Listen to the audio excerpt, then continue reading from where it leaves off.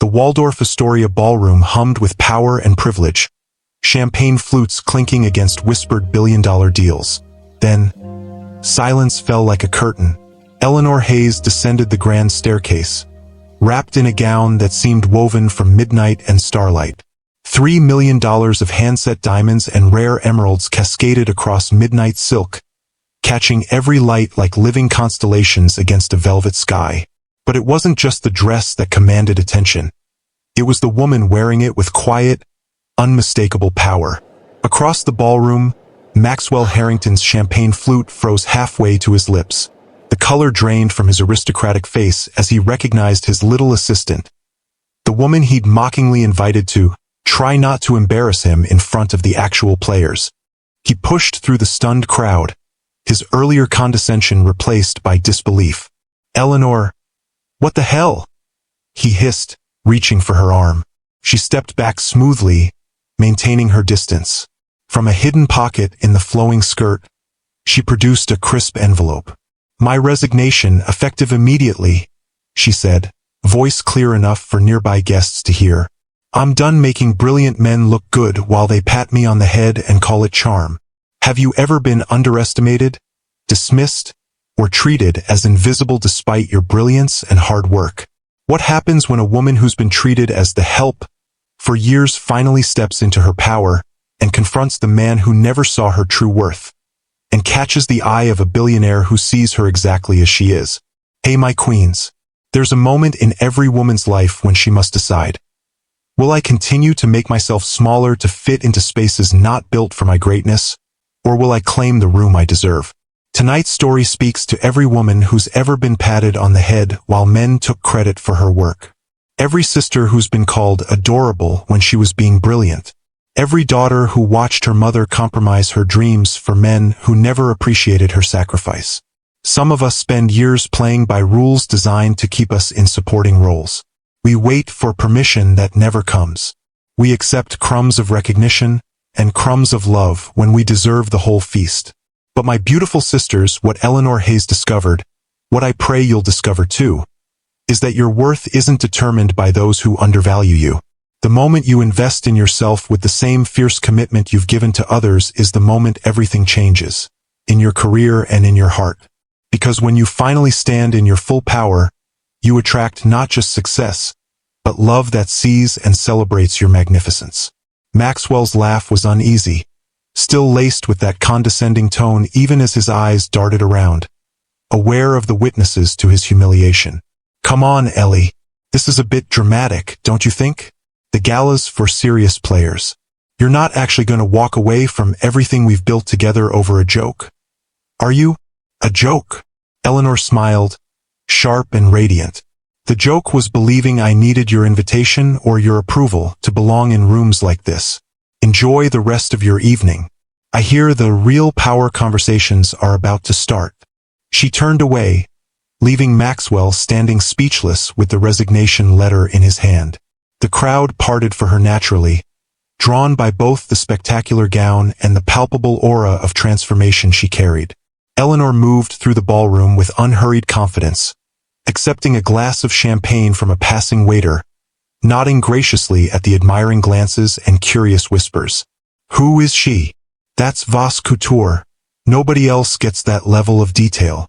$3 million minimum." Vivian Shah, Eleanor's closest friend from business school, resplendent in a deep crimson gown, intercepted her with a broad smile and whispered, "My God, Elle, you actually did it. The dress is even more spectacular than you described." "Worth every penny," Eleanor replied softly. "Did you see his face?" "I think half of Manhattan saw his face. But more importantly," Vivian nodded subtly toward the far corner of the ballroom, "Alexander Sinclair is here, and he hasn't taken his eyes off you since you came down those stairs." Eleanor followed her friend's gaze to where a tall, distinguished man stood slightly apart from the main crowd. At 44, Alex Sinclair was the antithesis of Maxwell Harrington, a self-made tech genius whose pivot to ethical real estate development had made him both a billionaire and a respected voice for community-centered growth. His warm brown eyes met hers across the room, and he raised his glass in a small salute of appreciation. "He's heading this way," Vivian murmured. "And on that note, I'll make myself scarce. Call me tomorrow with all the details." Eleanor had just enough time to compose herself before Alexander Sinclair stood before her, his presence commanding but not overwhelming. Unlike Maxwell's practiced charm, there was something genuine in his direct gaze and the slight hesitation before he spoke. "That gown is extraordinary," he said, his voice respectful. "But it's the woman wearing it who stopped the room. I'm Alex Sinclair." "Eleanor Hayes," she replied, meeting his gaze directly. "I believe I'm supposed to be writing a very large check to Harrington Global tonight," he continued with a hint of amusement. "Though I just witnessed what appeared to be a rather dramatic resignation. Should I be reconsidering my investment?"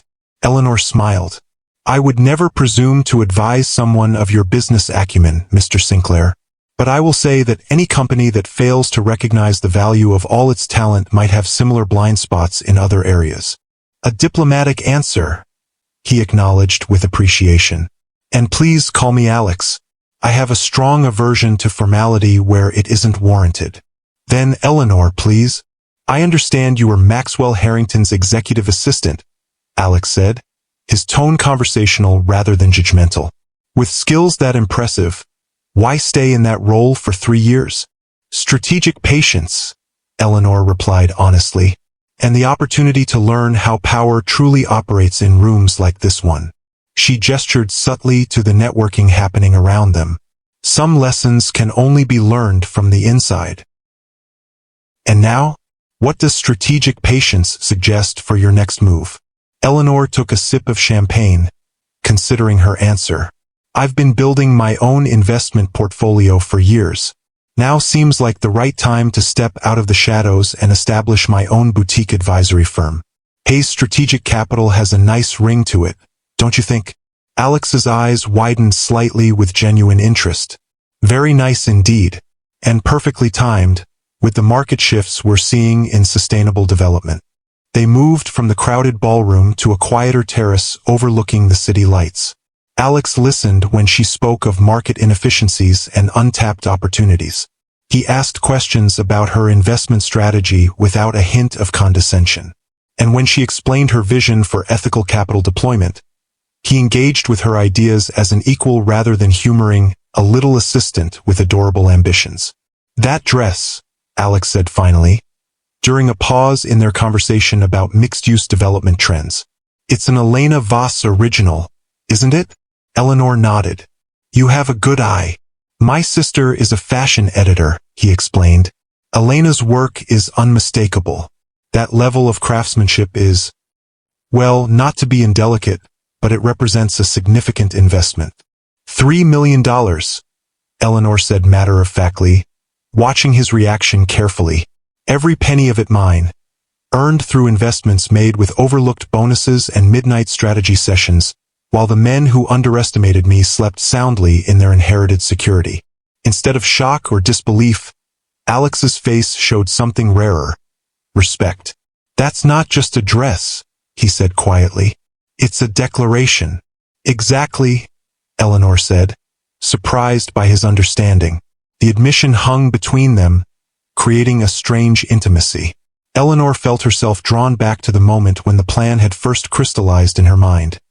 The seed of tonight's triumph planted in soil rich with years of dismissal and determination. 3 months earlier, Eleanor smoothed her pencil skirt and checked her reflection in the polished elevator doors of the Harrington Global headquarters. 7 years of hard work had built her reputation as the most efficient executive assistant on Wall Street, but at what cost?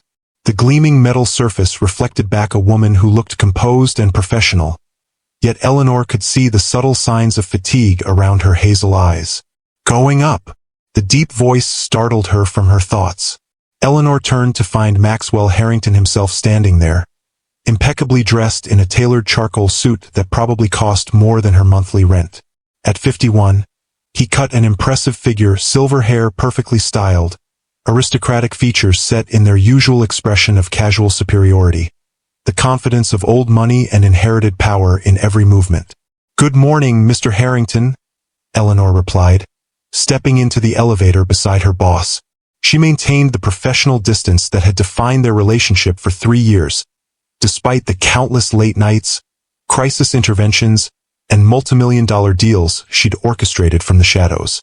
"Ellie," he acknowledged with that patronizing smile she'd come to recognize, the one that never quite reached his eyes. "Ready for the quarterly meeting? I need you sharp today." "Of course, sir. I've prepared the updated projections for the Singapore acquisition and compiled the risk assessment reports you requested." Maxwell barely glanced at the leather portfolio she offered. "Just have them ready when I call for them. And make sure there's fresh coffee. The Brazilian blend. Not that dreadful stuff from last week." The elevator doors opened onto the executive floor, and Maxwell strode out without waiting for her response. Eleanor took a deep breath before following. This was the rhythm of their relationship. His demands, her competence, his dismissal of that competence as simply doing what was expected. What Maxwell Harrington didn't know, what none of them knew, was that Eleanor Hayes wasn't just another executive assistant with stars in her eyes. Beneath her carefully cultivated professional demeanor was a Wharton MBA she rarely mentioned, a strategic mind that had quietly built her own 7-figure investment portfolio from the scraps of recognition and overlooked bonuses, and a woman who was growing increasingly tired of shrinking herself to fit into the expectations of men who saw her competence as cute rather than commanding. The executive boardroom buzzed with the energy of power and privilege. The all-male C-suite of Harrington Global lounged in buttery leather chairs, trading jokes about their latest acquisitions, both corporate and personal. Eleanor moved efficiently around the periphery, setting up the presentation materials, ensuring the coffee service was perfect, invisible yet essential. "Gentlemen," Maxwell called the meeting to order, leaning back in his chair at the head of the table. "Before we dive into the quarterly numbers, a little social business." He reached into his jacket pocket and produced an elegant envelope sealed with actual wax, the kind of old money touch that Maxwell reveled in. "The Manhattan Philanthropy Gala is next month. The usual suspects will be there, the Sinclairs, the Vanderwells, the entire board of Atlantic Capital." Eleanor continued arranging documents, her face betraying nothing as she listened. The Manhattan Philanthropy Gala was legendary, not just for the millions raised for various causes, but as the ultimate insider networking event where real business happened behind champagne flutes and beneath crystal chandeliers. "I've secured invitations for the executive team," Maxwell continued, passing the gilded cards around the table. "James, make sure you bring Diana.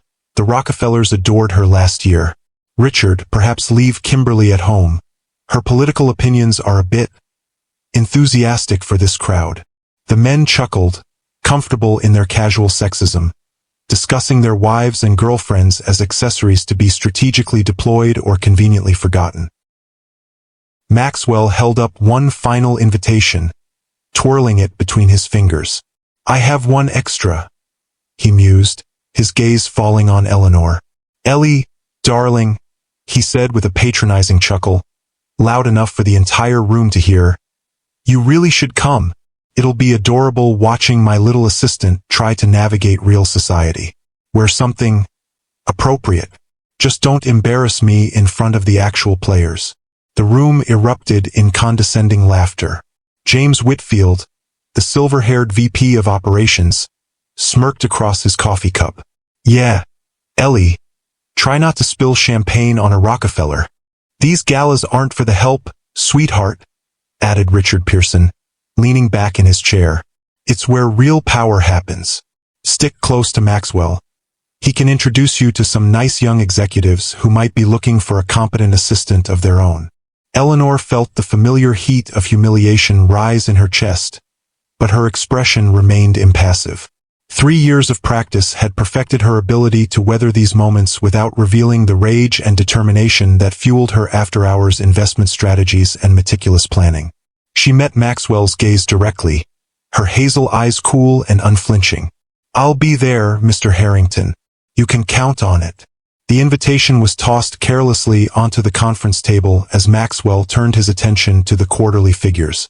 "Now let's see those Singapore numbers, Ellie. Try to keep up with the real conversation."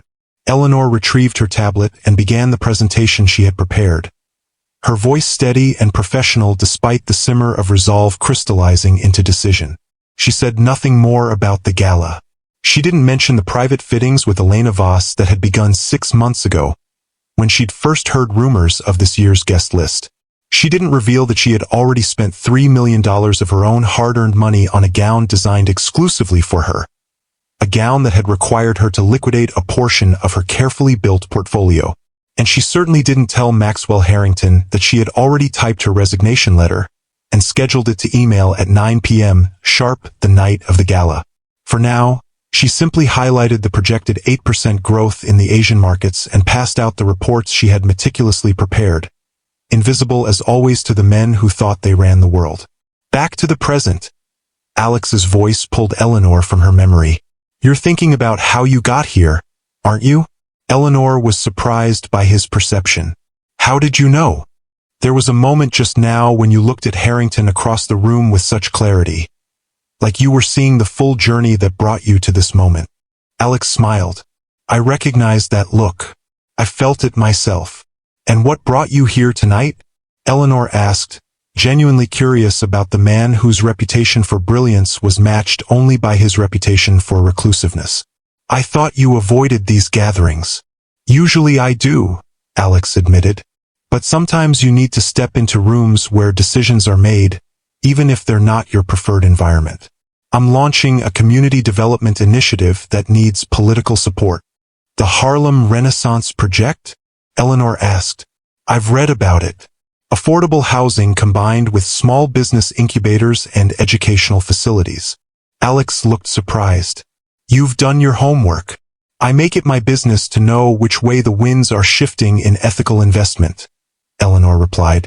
Your approach is refreshing in a landscape that usually sacrifices community for profit. That's precisely what I'm trying to change, Alex said, an intensity coming into his voice that hadn't been there before. The idea that profit and community well-being are opposing forces is outdated and destructive. As they continued talking, Eleanor found herself drawn to his vision, his intelligence, and most surprisingly, the way he treated her as an intellectual equal without question or hesitation. There was a magnetic quality to his authenticity that stood in stark contrast to the practiced charm of men like Maxwell. Across the ballroom, Maxwell watched their interaction with increasing agitation. Eleanor could see him calculating his next move, trying to salvage both his wounded pride and the potential investment from Sinclair that he'd been pursuing for months. I should warn you, Eleanor said with a small smile. Maxwell is likely to interrupt us soon. He's been courting your investment for the Singapore expansion, and watching us talk is probably causing him physical pain. Alex laughed, a warm, genuine sound. Let him come. I'm far more interested in continuing our conversation than hearing his pitch. He hesitated, then added more quietly. In fact, I'd like to continue this conversation beyond tonight, perhaps dinner next week, to discuss potential synergies between your new venture and my community development work. The invitation hung between them, ostensibly professional but with an undercurrent that Eleanor couldn't quite name. Respect certainly, but perhaps something more. Before she could respond, Maxwell materialized beside them, his smile brittle with forced confidence. Alex, I see you've met my executive assistant. Eleanor is quite good at organizing files and making coffee, but I hope she hasn't been boring you with business talk that's a bit beyond her scope. Maxwell placed a proprietary hand on Eleanor's shoulder, which she smoothly stepped away from. Former executive assistant, Eleanor corrected calmly. As of about 20 minutes ago. A temporary emotional reaction, Maxwell said dismissively to Alex. Women, you know. She'll be back at her desk on Monday. Alex's expression cooled noticeably. Actually, Mr. Harrington, Alex said, his voice measured but firm. Ms. Hayes and I were discussing her vision for Hayes Strategic Capital, which sounds remarkably aligned with the direction I'm taking my community development initiatives. Far from being beyond her scope, I'd say her understanding of ethical investment strategies is among the most insightful I've heard in quite some time. Maxwell's face went through a remarkable transformation. Confusion, then disbelief, then a desperate attempt to recover. Ah, well, Eleanor has always been ambitious. I've mentored her, of course, nurtured that potential. In fact, I've been encouraging her to take on more responsibility within Harrington Global." "How generous of you," Eleanor said, not bothering to hide the irony in her voice, "especially considering you just told the entire board that the help shouldn't embarrass you in front of the actual players." Alex raised an eyebrow at Maxwell, who had the decency to look uncomfortable. "Well, clearly a misunderstanding. Ellie knows I value her contributions. This resignation is unnecessary. We can discuss a promotion, perhaps a title change." "My decision is final, Mr. Harrington," Eleanor interrupted, her voice gentle but resolute. "But I appreciate your sudden recognition of my worth now that it serves your interests." Maxwell's charming facade cracked just slightly, revealing the cold calculation beneath. "You've been planning this, haven't you? Using company time to build your little portfolio? That could be construed as a breach of contract, perhaps even misappropriation of resources." "I've documented every minute of my time for 3 years," Eleanor replied calmly. "Every late night, every weekend, every vacation day spent covering for your mistakes or propping up your reputation. If you'd like to discuss breaches of contract, I'm more than prepared for that conversation. Perhaps with the SEC as a third party, given some of the regulatory corners you've cut on the Singapore deal." The color drained from Maxwell's face. Not a direct threat. Eleanor was too sophisticated for that, but a reminder that she knew where the bodies were buried, so to speak. Alex cleared his throat. "If you'll excuse us, Mr. Harrington, Ms. Hayes and I were in the middle of a promising business discussion." Maxwell retreated, throwing one last wounded look at Eleanor that was equal parts bewilderment and fury. As he disappeared into the crowd, Eleanor felt a weight lift from her shoulders that she hadn't fully realized she'd been carrying for 3 years. "That was impressive," Alex said softly. "Both the exit and the restraint." "I've had a long time to prepare," Eleanor admitted. "Though I'll confess, the reality is more satisfying than the rehearsals." Alex laughed. "I imagine so. Now, about that dinner. To discuss business synergies?" Eleanor clarified, a small smile playing at her lips. "If you like," Alex said, his eyes warm. "Or we could just call it dinner between two people who appear to share values, interests, and a healthy disregard for outdated power structures. No agenda required." Eleanor considered him for a moment. Throughout her career, she'd been careful to keep professional boundaries firm, especially with men who might perceive personal interest as an invitation to disregard her competence. But something about Alex Sinclair felt different. The way he had engaged with her ideas first, the respect that preceded any hint of personal attraction. "I'd like that," she said finally. "Though I should warn you, I'm about to be very busy launching a new firm. I wouldn't expect anything less," he replied with a smile that reached his eyes. "I admire ambition, Eleanor. I always have." Their conversation was interrupted by the orchestra beginning a new piece, a signal that the formal dinner portion of the evening was about to begin. Eleanor glanced at the time, 8:55 p.m. In 5 minutes, her resignation email would automatically send to the entire board and executive team, making her departure official and irrevocable. "Shall we?" Alex offered his arm, gesturing toward the grand dining room. As they moved through the crowd, heads turned to follow Eleanor's progress, whispers trailing in her wake. For once, she didn't mind being noticed. Tonight, on her terms, in armor crafted from her own overlooked brilliance, she had finally claimed the visibility she'd earned. Alex leaned closer and murmured, "You've caused quite a stir. Half the room is trying to figure out who you are, and the other half is pretending they've known all along." Eleanor smiled. "The funny thing is, I've been at most of these events for years, just standing behind Maxwell with a tablet, invisible to everyone who mattered." "Their loss," Alex said simply. As they reached the dining room, Eleanor spotted Vivian waving discreetly from a table near the windows. "My friend saved us seats," she said. "Would you like to join us?" "I'd be honored," Alex replied. They made their way through the elegantly dressed crowd, stopping occasionally as various power players suddenly recognized the need to introduce themselves to Eleanor. the same people who had looked through her for years. She handled each interaction with gracious brevity, neither rude nor particularly encouraging. As they settled at the table, Eleanor's phone vibrated with an incoming email notification. She knew without looking that her resignation had just been delivered to the Harrington Global Board. There was no going back now, not that she'd had any intention to. Vivian raised her glass in a subtle toast. To new beginnings. And to knowing your worth, Alex added, his eyes on Eleanor. The plates before them gleamed with extravagance. Tiny portions of rare delicacies arranged like jewels on hand-painted china. Eleanor thought of all the corporate dinners she'd helped plan but never attended. All the times she'd ordered Maxwell's favorite dishes while eating takeout at her desk. The symmetry of the moment, sitting at the table rather than setting it, wasn't lost on her. As conversation flowed around her, Eleanor found her thoughts drifting to the path that had led her here. Not just to this moment of triumph, but to the years of careful preparation that had made it possible. Eleanor Hayes had grown up watching her mother make herself small for men who never deserved her brilliance. Patricia Hayes had been a gifted mathematician with dreams of academia, but she'd set them aside for Eleanor's father, a charming, ambitious investment banker who had promised Patricia the world and delivered nothing but disappointment. Never hitch your star to a man who sees your light as something to be absorbed rather than admired. Patricia had told Eleanor on the day her father finally left them for his 24-year-old assistant. Eleanor had been 16, old enough to understand the bitter irony of her mother's sacrifices.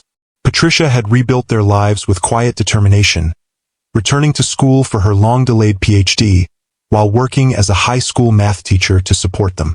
Eleanor had watched her mother's transformation from diminished wife to respected educator with a fierce pride that shaped her own ambitions. Choose yourself first, Patricia advised when Eleanor was accepted to Wharton. Build something that can't be taken from you. Love will come, but never at the expense of your power. Eleanor had taken that lesson to heart, excelling at Wharton and carefully planning her entry into the world of high finance. When the opportunity at Harrington Global had arisen, she'd seen it not as a stepping stone but as a strategic position, a chance to learn the inner workings of power from behind the scenes, to observe the machinery without being noticed by those who operated it. The plan had always been 3 to 5 years, enough time to build connections, understand the unwritten rules, and most importantly, to create her own financial foundation through careful investments. What Eleanor hadn't anticipated was how soul-grinding it would be to make herself invisible, to swallow her intelligence and ambition day after day while men like Maxwell Harrington took credit for her work. Your performance review is excellent, Ellie, Maxwell had told her after her first year, patting her hand in that patronizing way that made her skin crawl. You're like a good watch, reliable, unobtrusive, always there when I need you. That's rare in a woman with your educational background. Most Wharton girls want to run the show before they've earned it. Eleanor had smiled and thanked him, then gone home and transferred her bonus into her private investment account, the first of many such transactions that would eventually fund her escape and her revenge. The sound of crystal clinking against silver pulled Eleanor back to the present. The gala's chairman was making the traditional call for attention, preparing to announce the evening's fundraising total. Across the room, Maxwell Harrington stood with a group of board members, his expression thunderous as he stared at his phone, clearly having just received her formal resignation email.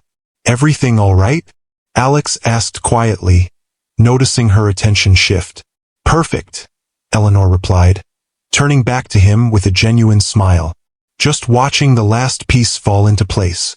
After the chairman's speech and the obligatory applause for the record-breaking donations, the formal part of the evening began to wind down. Guests moved back to the ballroom for dancing and more intimate networking, the real business of the evening continuing over brandy and desserts. Alex leaned close to Eleanor. Would you care to dance? Or would you prefer to continue our conversation somewhere quieter? Both have their appeal, she admitted. But perhaps we could start with a dance and see where the evening takes us? He smiled and offered his hand. As they moved to the dance floor, Eleanor was acutely aware of the eyes following them. Curious, envious, calculating. Alexander Sinclair rarely participated in these social rituals, and his evident interest in the woman who had just publicly resigned from Harrington Global was creating the kind of buzz that would last for weeks in certain circles. "You realize we're creating quite the narrative," she said as his hand settled respectfully at her waist. "Let them talk," Alex replied, guiding her smoothly into the dance. "I've never much cared for other people's narratives about my life. And yet you understand the power of perception," Eleanor observed. "Your reputation is carefully cultivated, the brilliant recluse who builds sustainable communities rather than just profit margins. The tech visionary with a conscience. Is that how you see me?" He seemed genuinely curious. "It's how you present yourself," Eleanor replied honestly. "The truth of a person is usually more complex than their public persona. Just as you're more than the efficient assistant who suddenly transformed into a vision in $3 million worth of diamonds and emeralds?" Eleanor laughed softly. "Touché." As they moved together to the music, Eleanor found herself surprisingly comfortable in Alex's arms. He was an assured dancer, leading without dominating, creating space for her to follow or add her own flourishes. It struck her as a telling metaphor.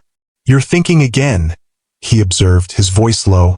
"Just noticing patterns," she replied. "In dance and in life." Before he could respond, a tap on his shoulder interrupted them. Maxwell Harrington stood there, his composure restored but a dangerous edge to his smile. "May I cut in?" he asked, though his tone made it clear it wasn't really a question. Alex looked to Eleanor, leaving the decision entirely to her. "That depends on Ms. Hayes," he said simply. Eleanor considered refusing but decided against it. Better to face this confrontation head-on than to have it hanging over her for the rest of the evening. "One dance, Mr. Harrington." Alex stepped back with a slight bow, his eyes conveying a silent message. "I'll be right here." Maxwell took his place, his grip on Eleanor's waist noticeably tighter than necessary.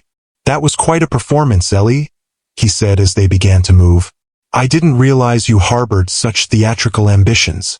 "Not theater," Eleanor corrected calmly. "Strategy. Is that what you call betrayal these days?" His voice was low, meant only for her ears. "After everything I've done for you." "Everything you've done?" Eleanor echoed, keeping her own voice equally quiet despite the surge of indignation. "What exactly have you done for me, Mr. Harrington? Taken credit for my work? Dismissed my ideas? Treated me as an extension of your office equipment? I gave you opportunities. You gave me tasks," she interrupted smoothly. "I turned them into opportunities. There's a difference." Maxwell's jaw tightened. "And now you're what? Going to start your own firm? With what clients? What connections? Do you think anyone in this room will take you seriously without my name behind you?" Eleanor smiled, genuinely amused by his blindness. "I've been building my own network for 3 years, Maxwell. The same 3 years I've been managing your relationships, ghostwriting your correspondence, and representing you in meetings you were too busy to attend. Your clients know me. Many of them trust me more than they trust you." The color drained from his face again. "You wouldn't dare." "I'm not going to poach your clients," Eleanor assured him. "I don't need to. I have my own prospects, my own strategy, and frankly, my own ethical standards that differ quite significantly from yours." "You signed a non-compete," he reminded her, his voice hardening. "Which only applies to direct competitors in your specific market segment," she replied smoothly. "Hayes Strategic Capital will focus on ethical investment and community development. Hardly your area of expertise or interest." The music was beginning to wind down, and Eleanor could see the calculation in Maxwell's eyes. One last attempt to reassert control. "You'll regret this," he said finally. "When the novelty wears off and Sinclair loses interest in his latest charity case, you'll find yourself very alone in a world that doesn't take kindly to women who don't play by the rules." The barb was meant to wound, to plant seeds of doubt. 3 years ago it might have. Tonight it merely confirmed that Eleanor had made the right choice. "Thank you for the dance, Mr. Harrington," she said as the music ended. "And for the final confirmation that I've outgrown the small box you tried to keep me in. I wish you well." She turned away before he could respond, moving gracefully through the crowd to where Alex waited, watching the exchange with evident concern. "Everything all right?" he asked as she reached him. "Perfect," Eleanor replied with a genuine smile. "Just closing one chapter before beginning the next. Have you ever invested everything in a moment of courage? Share your story in the comments." Because Eleanor's journey was just beginning, and the road that led her here was paved with strategic risks and quiet determination that would soon pay dividends she never imagined. As the gala began winding down, Alex turned to Eleanor with a thoughtful expression. "Would you like to get some fresh air? The garden terrace is usually quiet this time of night." Eleanor nodded, grateful for the suggestion. The emotional weight of the evening, the triumph, the confrontations, the surprising connection with Alex, had left her craving a moment of peace. The terrace was indeed deserted, the October night just cool enough to deter most guests from venturing outdoors. City lights sparkled below them like earthbound stars, while above, the real constellations struggled to compete with Manhattan's glow. "How are you feeling?" Alex asked as they stood at the stone balustrade. "Really feeling," beyond the perfectly composed exterior. The question caught Eleanor off guard. She was so accustomed to maintaining her professional mask that the invitation to genuine vulnerability felt almost dangerous. "Honestly," she said after a moment, "exhilarated, terrified, proud, a little in shock that after 3 years of planning, it actually worked." "It more than worked," Alex assured her. "You created a moment people will be talking about for years." "That wasn't the goal," Eleanor admitted. "The goal was simply to reclaim my power, to stop making myself smaller to fit into someone else's expectations. A lesson many never learn," Alex said quietly. "Including me, for longer than I care to admit." Eleanor turned to him, curious. "You?" Somehow I can't imagine Alexander Sinclair shrinking himself for anyone. He laughed, but there was a hint of old pain in it. "My journey to self-determination wasn't as elegant as yours. Mine involved a public failure, a nervous breakdown, and 6 months in a cabin in Montana questioning everything about my life." "The famous disappearance," Eleanor said, remembering the business headlines from 5 years ago when the tech wunderkind had vanished at the height of his success, only to reemerge half a year later with a completely different approach to business and life. "Not my finest moment," Alex admitted, "but necessary. I was becoming someone I despised, chasing metrics and market share at the expense of everything that actually mattered. And now I build things that will outlast me. Sustainable communities, ethical investment models, technology that serves humanity rather than exploiting it." He smiled self-deprecatingly. "At least that's the goal. The execution is always messier than the vision." "Isn't it always?" Eleanor agreed. They fell into comfortable silence, the city humming below them. After a moment, Alex spoke again, his voice thoughtful. "Tell me about the dress. Not just its cost, its story. What made you choose this particular statement?" Eleanor appreciated the question. Most people had fixated on the price tag, missing the deeper significance. "When I first decided to leave Harrington Global, I knew it had to be on my terms. Not slinking away quietly, but making a declaration that couldn't be ignored or diminished." She ran her hand lightly over the exquisite fabric of the gown. "I wanted something that represented the value I'd built from nothing, despite being underestimated at every turn." "And Elena Voss?" Alex prompted. "How did she become involved?" Eleanor smiled at the memory. "I'd done some investment research on emerging designers and discovered that Elena was looking for financial backing to expand her atelier. We met for what was supposed to be a business discussion, but it evolved into something more personal. She recognized a kindred spirit," Alex guessed. "Yes, she'd built her brand from nothing, faced the same dismissal from the fashion establishment that I experienced in finance. When I told her what I was planning, she insisted on designing the gown herself, said it would be a statement piece for both of us." "She was right," Alex said. "It's magnificent. It's also the single most terrifying financial decision I've ever made," Eleanor admitted with a small laugh. Liquidating a significant portion of my portfolio for a dress goes against every investment principle I believe in. Some investments yield returns that can't be measured in market value, Alex observed. That's exactly what my mother said when I called her in a moment of doubt last week. Eleanor's expression softened at the memory. She told me that investing in my own power would pay dividends for the rest of my life. Your mother sounds like a wise woman. She is. She raised me alone after my father decided his career was more important than his family. Went back to school, got her PhD in mathematics, taught me that your worth isn't determined by how others value you, but by how you value yourself. Alex nodded thoughtfully. My mother died when I was young. My father did his best, but he was a traditional man who believed business was no place for sentiment. It took me years to unlearn that lesson. The shared confidence created another layer of connection between them. Eleanor found herself increasingly drawn to Alex's combination of strength and vulnerability, his evident success tempered by hard-won wisdom. So, she said, steering the conversation back to safer ground, you mentioned dinner next week? I did, Alex confirmed. Though I should warn you, I tend to eat at places where the menus have prices and the waiters don't use French accents. Eleanor laughed, genuinely delighted by his lack of pretension. That sounds perfect. I've had enough performance dining to last a lifetime. Their moment of connection was interrupted by Vivian appearing at the terrace doorway. There you are. The valet line is getting crazy. We should probably head out if you don't want to be standing in the cold for an hour. Eleanor nodded, though she felt a reluctance to end the evening that surprised her. You're right. We should go. I have my car and driver here, Alex offered. I'd be happy to give you both a ride home. That would be wonderful. Eleanor accepted before Vivian could respond. As they made their way back through the now thinning crowd, Eleanor was acutely aware of Maxwell watching from across the room. His expression a mixture of anger and disbelief as she left the gala with Alexander Sinclair, the investment he'd been pursuing for months. Outside, Alex's driver brought around a sleek black Tesla.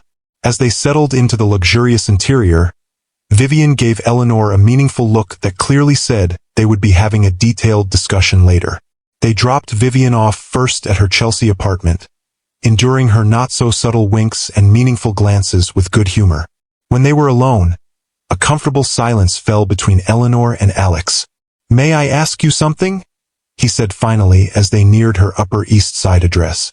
Of course. The investments you made to fund tonight, they represent years of work, don't they?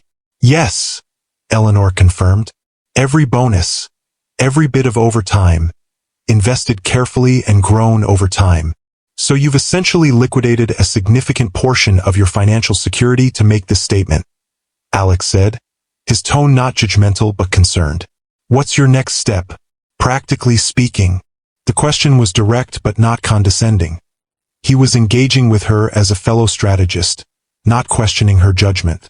I have enough runway for 6 months of operating expenses for Hayes Strategic Capital, Eleanor explained. My business plan projects profitability within 9 months if I secure the client base I've been quietly cultivating. It's a calculated risk, but one I'm prepared for. Alex nodded, seeming satisfied with her answer. I'm not typically an angel investor for financial firms, but if you ever find yourself needing additional runway, I hope you'll consider me as an option. No strings, no control provisions, just straight capital investment in exchange for reasonable equity. Eleanor was momentarily taken aback by the offer. That's very generous. But I should be clear. I'm not looking for a white knight, financially or otherwise. And I'm not offering to be one, Alex replied, his tone sincere. I make investment decisions based on potential return. What you've demonstrated tonight, the strategic patience, the calculated risk-taking, the clear vision, those are qualities I look for in any venture I back. As the car pulled up to Eleanor's building, she found herself believing him. Unlike Maxwell's last-minute offer of recognition when it served his interests, Alex's respect had been evident from their first interaction. Thank you, she said simply. I'll keep that in mind. Good. He reached into his jacket pocket and produced a business card, simple, elegant, with just his name and contact information. For whenever you're ready for that dinner. Or to discuss potential synergies between our ventures. Or both. Eleanor took the card, her fingers brushing his in a moment of connection that felt significant despite its brevity. I'll call you next week. I look forward to it. His smile was warm, genuine in a way that had become rare in her world of strategic networking and calculated appearances. As Eleanor entered her apartment that night, she felt a complex mixture of emotions. The triumph of her exit from Harrington Global was everything she'd hoped for, the reclamation of power, the public acknowledgement of her worth. But the unexpected connection with Alex Sinclair had introduced a variable she hadn't planned for. Setting her evening clutch on the entryway table, Eleanor moved to the window overlooking the city. 3 years of careful preparation had culminated in tonight's Declaration of Independence. The path forward was hers alone to define, her company, her vision, her terms.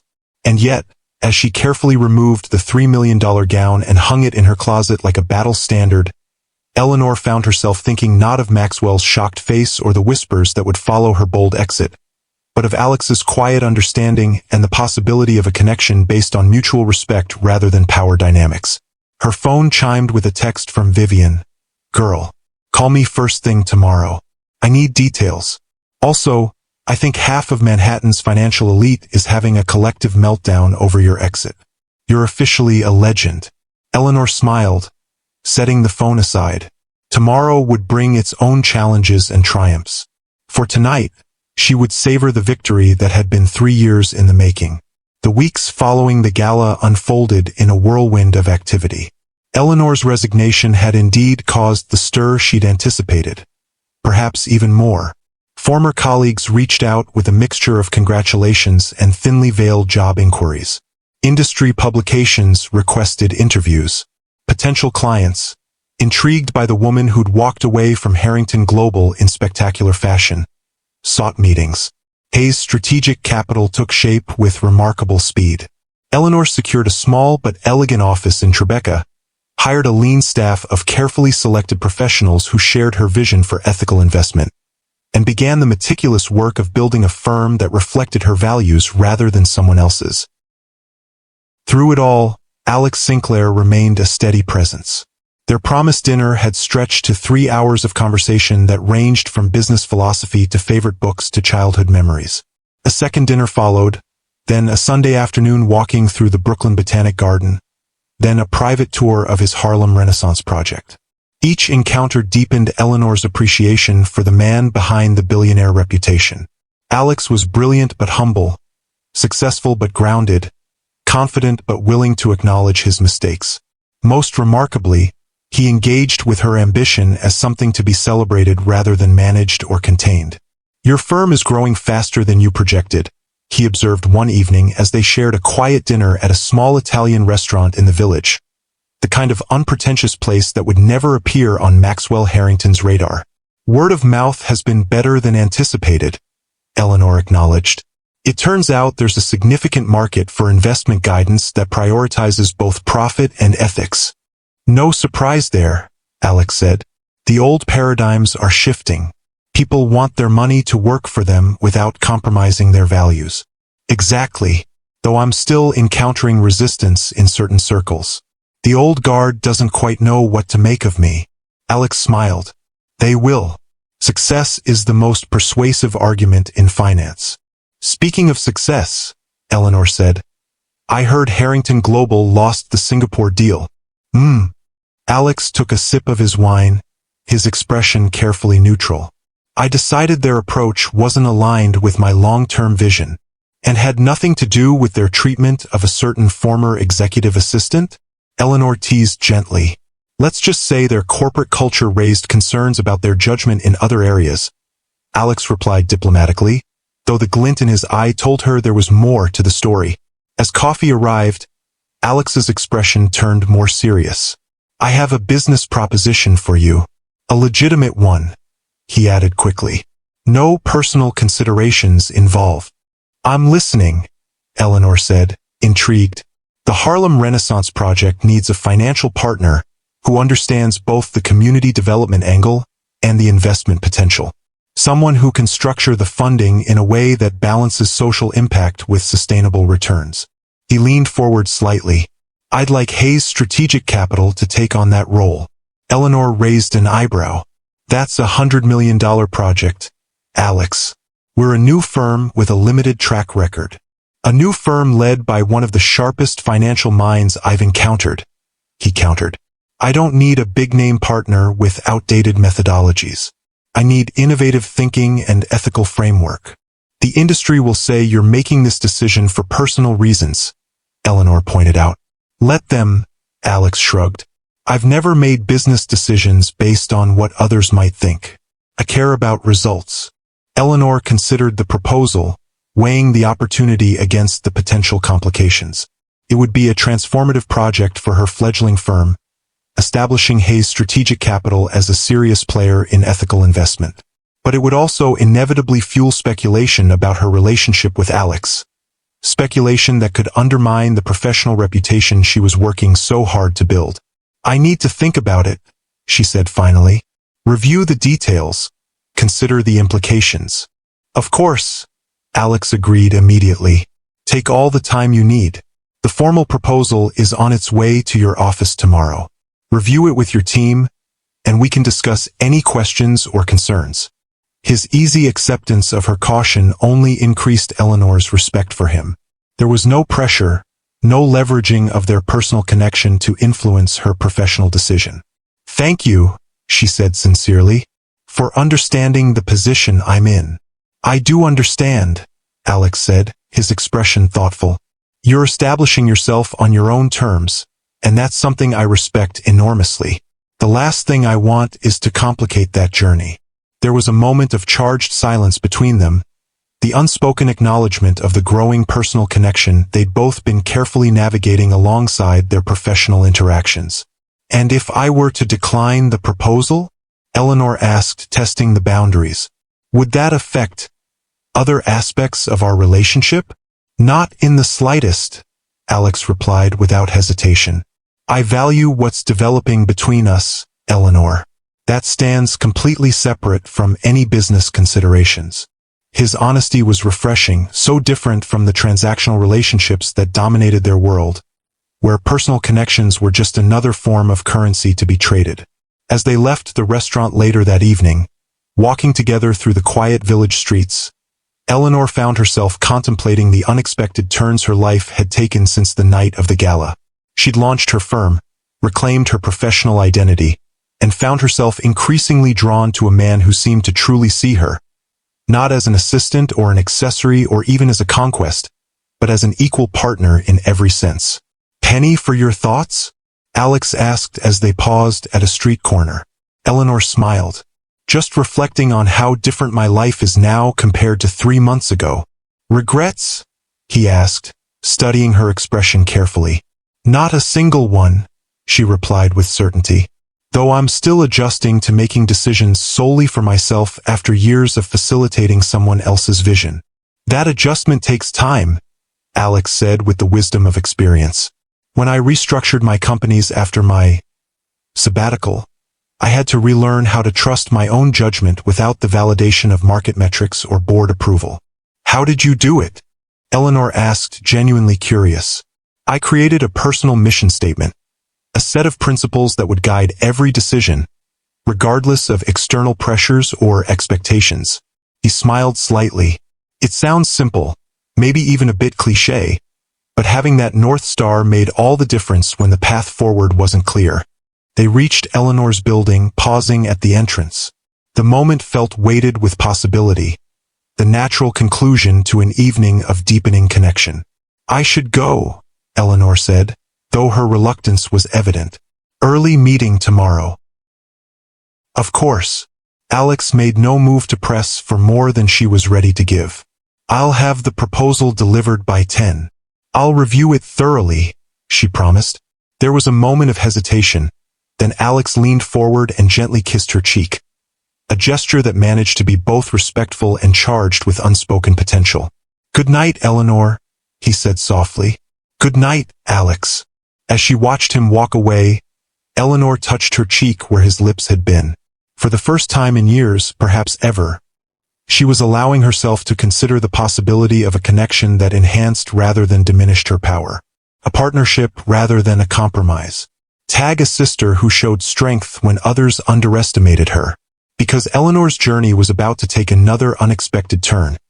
As the past she thought she'd left behind refused to stay quietly buried, the proposal from Sinclair Developments arrived as promised the next morning. A comprehensive document detailing the Harlem Renaissance Project and the proposed partnership with Hayes Strategic Capital. Eleanor spent the day reviewing it with her small but formidable team, impressed by both the vision and the financial structuring. "This is legitimate," observed Diane Chen, Eleanor's chief investment strategist and former Wharton classmate who had leapt at the chance to join Hayes Strategic Capital. "The numbers work, the community impact metrics are solid, and the projected returns are reasonable without being exploitative. I'm not seeing red flags. Except for the obvious one," noted Marcus Washington, their legal counsel. "The personal relationship between you and Sinclair." Eleanor appreciated their candor. It was exactly why she'd hired them. "Which is precisely why we need to be absolutely certain this partnership can stand on its own merits, completely independent of any personal considerations. From a pure business perspective, it's an opportunity we'd be foolish to pass up," Diane pointed out. "It establishes us immediately as a serious player in ethical investment and opens doors to similar projects. The press will have a field day either way," Marcus added pragmatically. "If we take it, they'll claim favoritism. If we don't, they'll speculate about trouble in paradise." Eleanor sighed, all too aware of the double standard she faced. "So we make our decision based on the merits, document our due diligence exhaustively, and prepare for the inevitable scrutiny." After hours of analysis and debate, the conclusion was unanimous. The Harlem Renaissance Project aligned perfectly with Hayes Strategic Capital's mission and would be a sound cornerstone investment for the firm. The fact that it came from Alex Sinclair was ultimately irrelevant to its value as an opportunity. Eleanor called Alex that evening with their decision. "We're in," she told him, "with the understanding that this partnership will be handled with complete transparency and professionalism on both sides." "I wouldn't have it any other way," Alex assured her. "My legal team will coordinate with Marcus on the final documentation." With that settled, their relationship continued to develop on parallel tracks. Professional collaboration on the Harlem Project alongside a deepening personal connection that moved gradually from friendship to something more intimate. Alex respected Eleanor's boundaries, never pushing for more than she was ready to give, never using their business partnership as leverage for personal advancement. 3 months after the gala, Hayes Strategic Capital was thriving beyond Eleanor's most optimistic projections. The firm had secured a stable of clients drawn to their ethical investment approach. The Harlem Renaissance Project was proceeding on schedule, and Eleanor found herself featured in Forbes as Finance's New Conscience. A profile that focused on her vision and expertise rather than her dramatic exit from Harrington Global. Life was good, which was why Eleanor should have expected complications. The first hint of trouble came in the form of a seemingly innocuous email from a financial blogger requesting comment on the allegations regarding your time at Harrington Global. Eleanor nearly dismissed it as phishing, until similar inquiries began arriving from more mainstream outlets. "Maxwell is behind this," Vivian declared over emergency cocktails at Eleanor's apartment that evening. "He's been stewing for months, watching your success while his star fades. He's finally making his move." "But what allegations?" Eleanor asked, genuinely puzzled. "I was meticulous about documentation, proper use of company resources, all of it. There's nothing to find." "Since when has the truth mattered in character assassination?" Vivian replied grimly. "He doesn't need proof, just innuendo." Sources close to Harrington Global question Hayes' methods. Former colleagues raise concerns about proprietary information. It's all about planting seeds of doubt. Eleanor's phone rang. Alex. She hesitated before answering, uncertain whether to involve him in this emerging crisis. "Hey," she said finally, trying to keep her voice neutral. "Have you seen it?" He asked without preamble, his tone concerned. "Seen what?" "The Wall Street Journal article. It just posted online." Eleanor quickly pulled up the Wall Street Journal website on her tablet. Vivian reading over her shoulder. The headline made her stomach drop. Rising star or corporate spy? Questions surround Hayes' strategic capital founder. The article itself was a masterpiece of innuendo and careful wording, never making direct accusations but raising questions about how Eleanor had built her investment portfolio while working at Harrington Global, suggesting potential misuse of proprietary information and client relationships. Maxwell was quoted expressing disappointment and concern about his former assistant's ethics. "This is libel," Vivian fumed. "It's carefully crafted to skirt the edge of libel," Eleanor corrected, her analytical mind already dissecting the strategy behind the attack. Just enough specific details to seem credible, just enough qualifying language to avoid legal consequences. "Eleanor, I'm coming over," Alex said firmly. "We need to get ahead of this." "No," she replied, her voice steadier than she felt. "Not tonight. I need to think, to review my records and prepare a response. Having you here would just fuel the narrative that I'm using personal connections to advance professionally." There was a brief silence on the line. "You're right," Alex conceded. "But I'm here if you need anything. Legal resources, PR support, whatever helps." "Thank you," Eleanor said, genuinely grateful for his understanding. "I'll call you tomorrow when I've had time to strategize." After hanging up, Eleanor turned to Vivian. "I need to pull all my investment records, every email, every time log from the last 3 years. This isn't going away with a simple denial." They worked through the night, assembling documentation that proved Eleanor had meticulously separated her personal investments from her work at Harrington Global. By morning, she had a comprehensive response ready. But the damage was already spreading. Several smaller clients had sent concerned emails, and a major potential investor had postponed their scheduled meeting. "We need to go on the offensive," Marcus advised during an early emergency meeting at the office. "Release all the documentation, demand a retraction, possibly file our own lawsuit." That's exactly what Maxwell wants, Eleanor realized, seeing the strategy with sudden clarity. A public fight that keeps this story in the news cycle, regardless of whether the allegations are proven false. The doubt alone is enough to damage us. "So what's the alternative?" Diane asked. "We can't just ignore it." Eleanor considered the question carefully. Throughout her career, she had observed how power operated in their world, not just through direct confrontation but through strategic positioning. Maxwell wanted a David and Goliath narrative, with himself as the established institution being attacked by an unscrupulous upstart. "We changed the conversation entirely," she said finally.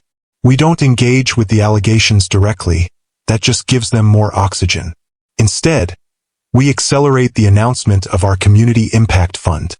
The team looked at her with confusion. "The fund we've been developing for next quarter?" Marcus clarified. "Yes, we move it up to this week. Full press rollout, community partners present. Focus entirely on the future we're building, rather than responding to baseless allegations from the past." "That's actually brilliant," Diane said, catching on. "It positions us as focused on positive impact while making Maxwell look petty and backward-looking." "Exactly," Eleanor nodded. "And we invite key financial reporters for exclusive interviews about the fund, giving them something more interesting to cover than recycled innuendo." They spent the day executing the pivot, calling community partners, preparing press materials, and scheduling a major announcement for Thursday. Eleanor deliberately kept Alex at arm's length during this process, not because she didn't value his input, but because she needed to demonstrate that she could weather the storm on her own terms. When she finally called him that evening, his relief was palpable. "I've been worried about you," he admitted. "How are you holding up?" "Better than expected," Eleanor replied truthfully. "We have a plan and it feels right, but I wanted to give you a heads up. We're accelerating the announcement of our Community Impact Fund, which will naturally mention our partnership on the Harlem Project." "Good," Alex said without hesitation. "Use whatever helps counter this narrative. My team is at your disposal." "Thank you, but I think it's important that I handle this independently," Eleanor explained. "The more separation between us right now, the better, at least publicly." There was a brief silence before Alex spoke again. "You're right, but I need you to know that I'm not backing away from our partnership, professional or personal, because of this attack. That would be letting Maxwell win." His unwavering support touched Eleanor deeply. "I know, and I'm not asking you to back away. Just to let me fight this battle on my ground, not his." "Understood." "But Eleanor," his voice softened, "don't forget that true strength sometimes means accepting help when it's offered from the right place." The wisdom in his words resonated with her. For so long, Eleanor had equated independence with isolation, seeing any form of support as a potential compromise of her autonomy. But perhaps there was a difference between the controlling help offered by men like Maxwell and the genuine partnership Alex was offering. "I'll remember that," she promised. "And Alex, thank you for understanding." Thursday's press conference was a masterclass in strategic redirection.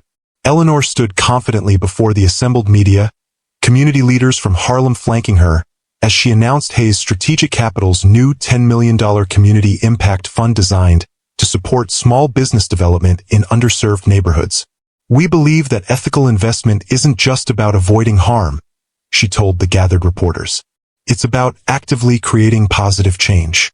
This fund represents our commitment to building financial infrastructure that serves communities traditionally overlooked by mainstream institutions." When the inevitable questions about the Wall Street Journal allegations arose, Eleanor was prepared. "I understand why you're asking," she said calmly, "but I've provided comprehensive documentation disproving those claims to the relevant outlets. Today isn't about responding to baseless allegations from my past. It's about the future we're building. A future where finance serves humanity rather than the other way around." The strategy worked better than even Eleanor had anticipated. By week's end, the narrative had shifted dramatically. Business publications were covering the innovative structure of the Impact Fund, community leaders were praising Hayes Strategic Capital's approach to ethical investment, and several new clients had reached out, drawn by the firm's clear vision and values. Maxwell attempted to reignite the controversy with additional revelations, but each had less impact than the last. Without Eleanor engaging directly, his attacks increasingly appeared as what they were: the bitter efforts of a man watching his former assistant eclipse him. 6 months after the gala that had changed everything, Hayes Strategic Capital was firmly established as a rising star in ethical finance. The Harlem Renaissance Project was breaking ground to considerable acclaim, and Eleanor found herself increasingly comfortable in her new identity, not as someone's assistant or accessory, but as a force in her own right. Her relationship with Alex had deepened as well, finding its own rhythm separate from their professional collaboration.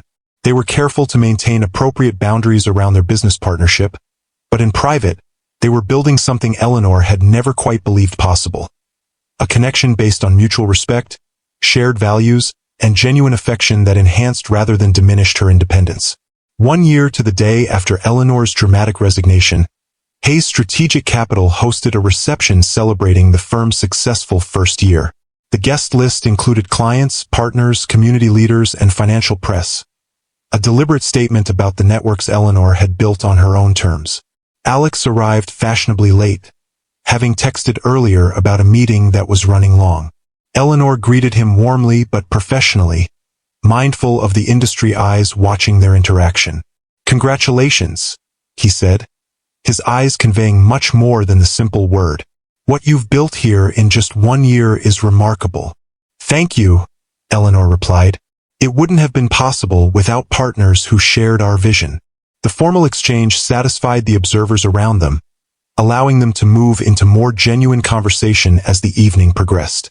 Eleanor introduced Alex to several community partners from their newest initiative, while he connected her with potential investors interested in ethical development projects. As the reception wound down, Eleanor found herself on the small balcony of the event space, taking a moment of quiet reflection amid the success swirling around her. The New York skyline glittered before her, the same view she'd contemplated for years from behind Maxwell's shadow, now hers to admire on her own terms. "Penny for your thoughts?" Alex's voice came from behind her as he joined her on the balcony. Eleanor smiled. "Just appreciating the journey." 1 year ago today, I was preparing to walk down that staircase in a $3 million dress with no certainty about what would happen next. And now? Alex asked, standing beside her to gaze at the city lights. Now I know what I'm capable of, Eleanor said simply. What I've built, what I've overcome, what I still want to create. It's extraordinary, Eleanor, Alex said softly. You're extraordinary. She turned to look at him, struck once again by how different he was from the men she'd known before. Men who had always seemed threatened by her ambition rather than inspired by it. I have something for you, Alex said, reaching into his jacket pocket. A 1-year anniversary gift of sorts. Eleanor expected a small jewelry box or perhaps a token keepsake. Instead, Alex handed her a folded document. Curious, she opened it and felt her breath catch. This is, she began, scanning the contents with growing disbelief. The deed to the Elena Voss gown, Alex confirmed. I tracked it down through my sister's fashion connections after you mentioned that you'd had to sell it to fund your second quarter expansion. Eleanor had indeed reluctantly parted with the iconic dress 4 months earlier, selling it to a private collector to fund a time-sensitive opportunity for Hayes' strategic capital. The practical decision had been financially sound but emotionally difficult. The gown had been both symbol and catalyst of her transformation. Alex, I don't know what to say, Eleanor managed, genuinely moved by the thoughtfulness of the gesture. How did you even find it?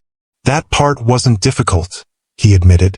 There aren't many Elena Voss originals of that caliber changing hands. The negotiation was another matter. The collector was reluctant to part with it. I can't accept this, Eleanor said, though her hands tightened on the document. It's too much. It's not a gift in the traditional sense, Alex explained. It's a restoration of something that belongs to you, something that represents a pivotal moment in your journey. The dress is now in secure storage at Elena's atelier, where she's personally overseeing its care until you're ready to claim it. The thoughtfulness of the gesture, not just the return of the dress but the understanding of what it represented, touched Eleanor deeply. In that moment, she realized how profoundly Alex understood her, not just as a business partner or romantic interest, but as a person with a complex inner landscape of values, ambitions, and symbolic touchstones. Thank you, she said simply, words inadequate for the emotion behind them. Alex's expression grew more serious. There's something else I want to say, Eleanor. Something I've been considering for some time. The intensity in his voice made her pulse quicken. What is it? This past year has shown me what's possible when two people genuinely respect and support each other's ambitions rather than competing or compromising. He took her hand gently. I've never experienced a connection like ours. One that enhances rather than diminishes who we are individually. Eleanor felt a momentary flutter of panic, wondering if this was leading to a premature proposition that might disrupt the careful balance they'd established. But Alex, perceptive as always, continued, I'm not proposing marriage, Eleanor. Not tonight. That's a conversation for when we're both ready, if we ever are. What I am proposing is a conscious decision to continue building this relationship with the same intentionality and respect that has brought us this far. The relief and appreciation Eleanor felt was profound. Alex understood that for a woman who had spent years reclaiming her autonomy, even the most loving traditional gestures could feel constraining if they came too soon or with unspoken expectations. I would like that very much, she replied, squeezing his hand. To build something meaningful on our own terms and timeline. Alex smiled, the genuine warmth in his eyes reflecting the city lights. That's all I ask. As they stood together on the balcony, the skyline of possibilities stretched before them.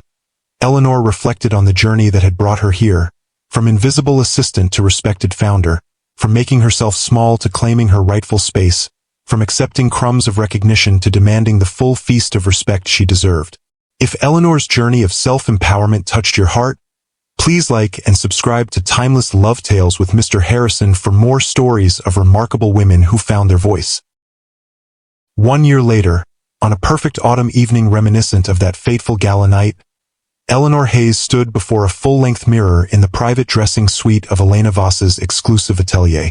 The The famous $3 million gown had been carefully preserved, its constellation of diamonds and emeralds catching the light just as magnificently as they had 2 years earlier.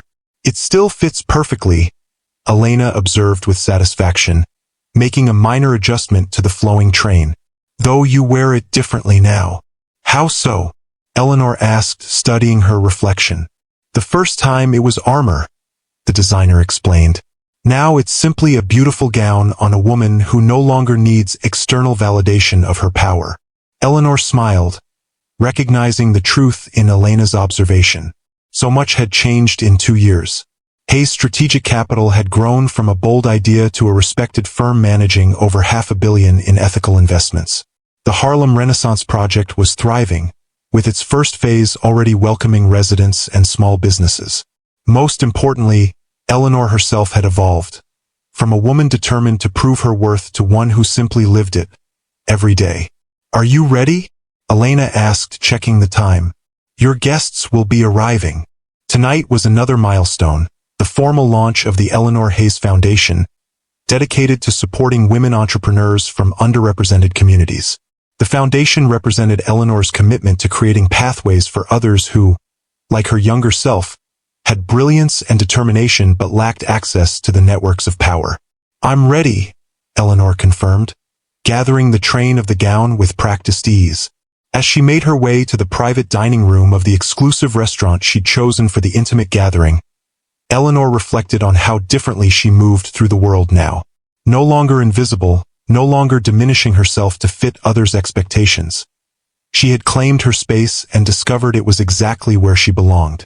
The room was arranged precisely as she'd requested, elegant but not ostentatious, with thoughtful touches that reflected her personal style rather than conventional luxury. Around 30 guests were expected, a deliberately small group of supporters, partners, and beneficiaries of the foundation's first grant cycle. Maxwell Harrington was not among them. After his failed attempt to discredit her, he had eventually extended an olive branch, a carefully worded email suggesting they move past unfortunate misunderstandings for the good of the industry. Eleanor had responded with professional courtesy but maintained her distance. Some bridges were better left uncrossed. As the first guests began to arrive, Eleanor greeted them with genuine warmth. Among the early arrivals were 3 young women from the Foundation's mentorship program, brilliant entrepreneurs who reminded Eleanor of herself a decade earlier, but who would hopefully not face the same battles for recognition. Ms. Hayes, said Zora Williams, founder of an innovative fintech startup focused on financial literacy in underserved communities. I can't thank you enough for the Foundation's support. It's changed everything for us. The thanks goes both ways, Eleanor replied sincerely. Your work is exactly what we need in this industry. Fresh perspectives that challenge outdated systems. As more guests filtered in, Eleanor felt a familiar presence behind her. Turning, she found Alex watching her with undisguised admiration. You're wearing the dress, he said softly, taking in the full effect of the famous gown in its second public appearance. It felt appropriate, Eleanor replied, coming full circle in a way. It's perfect, Alex agreed, though nowhere near as remarkable as the woman wearing it. After 2 years together, his genuine appreciation still warmed her. Their relationship had deepened gradually, each step taken with intentional care rather than conventional expectations. They had built something rare in their world, a partnership of equals that enhanced rather than compromised either's independence.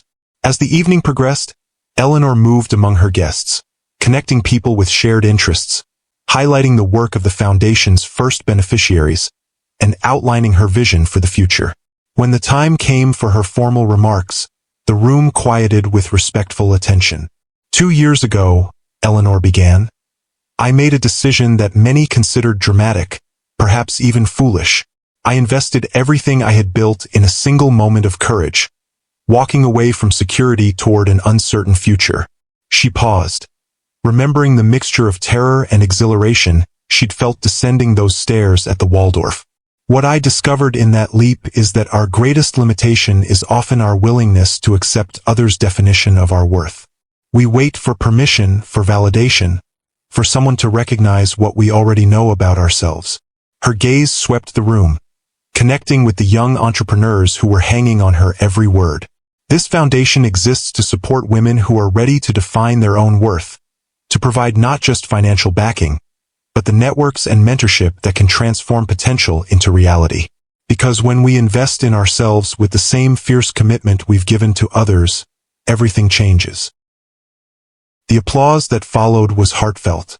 As Eleanor stepped back from the small podium, Alex moved forward with unexpected purpose. The room quieted again, curious about this unplanned addition to the program. "I hope you'll forgive me for this small hijacking of your event," he said with a warm smile toward Eleanor.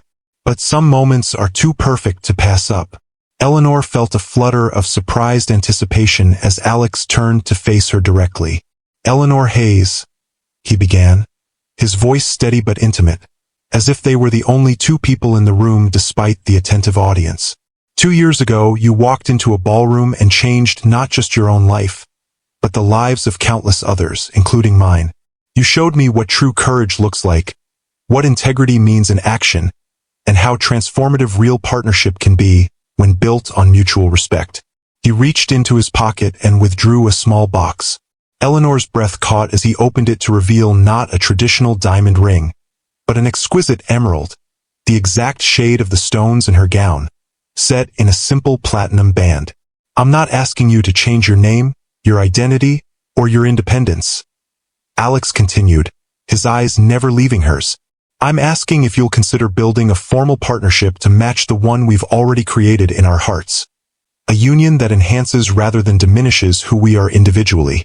The proposal was so perfectly Alex, thoughtful, respectful of her autonomy, and timed to coincide with her moment of professional triumph rather than overshadowing it. Eleanor felt tears prick at her eyes, unexpected emotion welling up in response to his careful understanding of exactly who she was and what she valued. "Yes," she said simply, her voice clear and certain. "Yes, I will."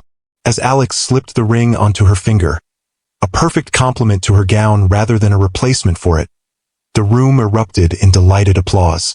Vivian was the first to reach them, embracing Eleanor with tears in her eyes. From resignation letter to foundation launch to engagement, all in the same dress, she whispered. "That's what I call return on investment."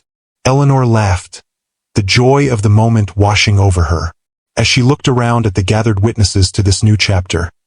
Colleagues who respected her mind, mentors who would build on her example, friends who had supported her journey, and now Alex, who loved her strength rather than despite it. She felt a profound sense of completion. Her journey from invisible assistant to powerful force in her own right had not been easy. It had required courage, strategic patience, and the willingness to invest in herself when no one else would. But standing here now, wrapped in the same $3 million declaration she'd worn to claim her independence, Eleanor knew with absolute certainty. 5 years after that fateful gala night, Eleanor Hayes Sinclair cradled her newborn daughter in her arms, the tiny bundle with wisps of dark hair and curious eyes representing yet another transformation in her journey. "Sophia Patricia Hayes Sinclair," she whispered, testing the name they'd chosen to honor both their mothers. Alex sat beside them on the hospital bed, his expression one of wonder and deep pride. "She has your determination already," he observed softly. Eleanor smiled, exhausted but radiant. Throughout her pregnancy, she'd approached motherhood with the same strategic thinking that had built her firm, reorganizing Hayes Strategic Capital's leadership to allow for a genuine maternity leave, personally mentoring Zora Williams to serve as interim CEO. Looking down at her daughter, Eleanor felt a sense of completion unlike any professional triumph. From invisible assistant to powerful founder, from independent woman to wife, and now mother, each transition had come on her terms, each identity adding to rather than replacing what came before. "I never expected this kind of joy," she admitted. "For so long, I thought choosing professional fulfillment meant sacrificing personal happiness." "You never had to choose," Alex reminded her gently. "You just needed to find people who didn't ask you to." Of all the investments Eleanor had made throughout her remarkable journey, this one, this tiny, perfect person who would forge her own path in a world her mother had helped make better, would yield returns beyond anything she could imagine. What part of Eleanor's journey resonated most deeply with you? Share your thoughts below and subscribe for the next empowering story.